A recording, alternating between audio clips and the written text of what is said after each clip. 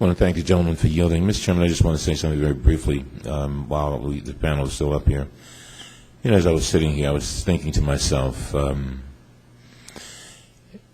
you know, sometimes these kinds of things, these kinds of hearings are held, and people find it so incredible that they find it unbelievable.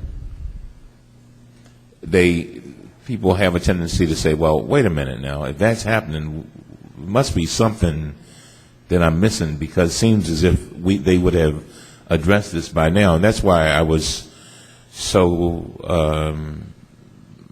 pointed, Mr. Cleary, with you. I wasn't trying to be smart, but I'm very serious. I think the American people, they start looking at things and they become very cynical. And I'm so afraid. I don't want this to go down the cynical path.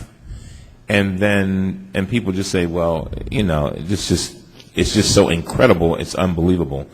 And what I would point out, Mr. Chairman, is all they need to do is look at the profits of these oil companies and look at the fact that this same methodology is being used in Canada, and look at the fact that you can buy some gas in a cold month and buy the same amount of gas in a hot month, and you will get less for this. Am I right, Mr. Siebert? You'll get less energy for the same, when the thing says 5 gallons, less energy than if you bought it in a cold month. Am I right? Is that it?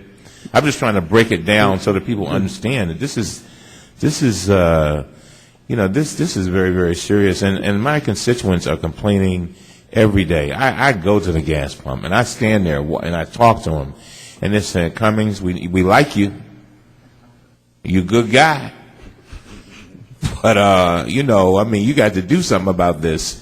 And so it just seems as if this is one of the many things that we need to be looking at, and looking at very seriously. And with that, I yield back. The gentleman raised a point, and that is, why in the world would they have these devices in Canada that adjust for the temperature so that the consumers in Canada aren't being cheated, and yet in the United States, based on this committee report, in one period alone, the summer of 2007, consumers in the United States will pay $1.5 billion for gasoline they're not getting. Now, the committee has not extrapolated that over the period that the industry has been taking advantage of this hot fuel. But we're talking about a tremendous amount of money. When you take that down to the level of the individual consumer, it really does matter. It really does matter if people are paying $1 more per tank or $3 more per tank for energy they're just not getting.